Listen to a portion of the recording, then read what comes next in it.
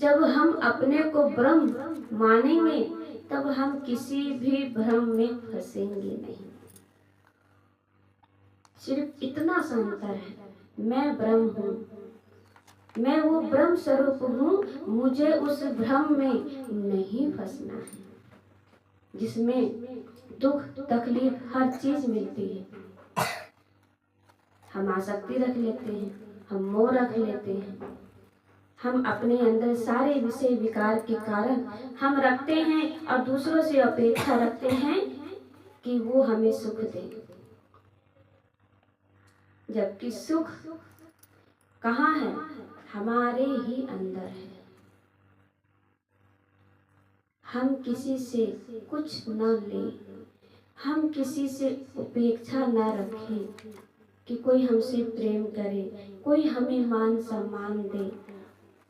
हम ये भी उपेक्षा न रखें कि ये मेरा प्यारा है, मुझे अतिशय प्रिय है, ये मुझे उतना ही प्रेम करेगा। नहीं, जैसे हम यहाँ नहीं रहने वाले हैं, ऐसे वो भी यहाँ नहीं रहने वाले हैं। हम जितना प्रेम अपने में मेरों से करते हैं, हम अगर वही प्रेम अपने ईश्वर से लगा लें तो निश्चित ही जब वो प्यारा इस संसार से जाएगा तो हमें तकलीफ नहीं होगी। आप देख लो, हम रोते हैं, बिलखते हैं, मेरा प्यारा चला गया, लेकिन वही प्यारा जब रहता है और वो, ये तो हम लोग देखते हैं, आंखों देखी की बात है कि वही प्यारा जब बिस्तर पे पड़ जाता है और उसका कोई भी शरीर काम नहीं करता, तो क्या कहते हैं उसी प्यारे के लिए, भगवान इसे मुक्ति दे दो, इसका मुक्त स्वरूप हो जाना ही इसके लिए भलाई है और हमारे लिए भी। क्यों? क्योंकि इस संसार में किसी के पास उतना समय ही नहीं है कि वो 24 घंटे उसके पास बैठ पाए। प्यारा वही है, लेकिन आज वो किसी काम का नहीं है, तो फिर वही तो प्यारा है, उसी के लिए तो ये शब्द निकलते हैं, मन में विचार आते हैं कि हे प्रभु, इसे तो आप ऊपर उठा लेते तो अच्छा था। तब कहाँ गया वो प्रेम? सखी प्यारा तो तब भी था वो, लेकिन इसलिए हमें वही प्रेम उतना अपने ईश्वर से, अपने गुरु से करना चाहिए। हम किसी आसक्ति में नहीं फंसेंगे, हमारे मन में किसी के प्रति कोई द्वेष भावना नहीं आएगी, कोई हमारे से कोई दूर जाएगा, हमें तकलीफ नहीं होगी। तकलीफ ये दुख हमारे ही अंदर है। इसलिए गुरु जी कहते हैं कि तू बाहर से मुख को मोड़ के अपने अंदर आ जा।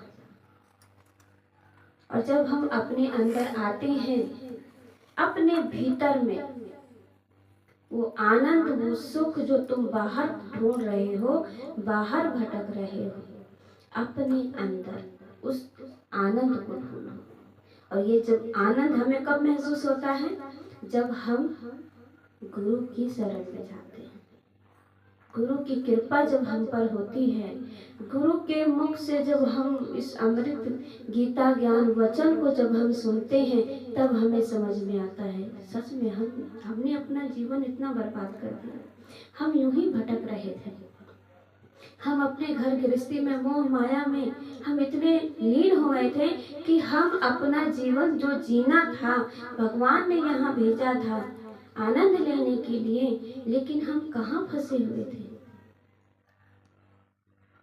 जाना तब भी है जब तुम घर गृहस्थी में फंसे रहोगे, और जाना तब भी है जब हम परमात्मा के आनंद में रहेंगे। लेकिन ये जाना बहुत सुखद, बहुत आनंद भरा रहता है। इसलिए यहाँ गुरु जी कहते हैं कर्म सभी करता है, लेकिन सभी कर्म करते हुए प्रभु की चर्चा, गुरु के वचनों की चर्चा, निष्काम सेवा करते हुए जाओ।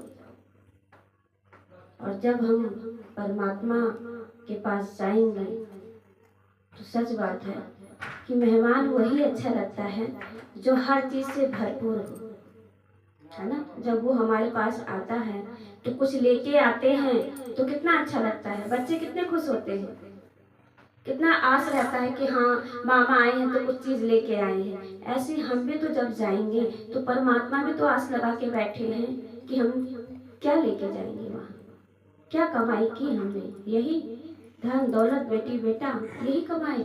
नहीं, वहाँ के लिए हमें ये जो निष्काम सेवा है, सबका प्रेम है, ये हमारे साथ जाएगा।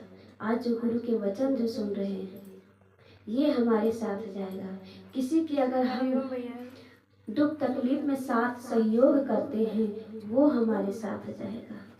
इसीलिए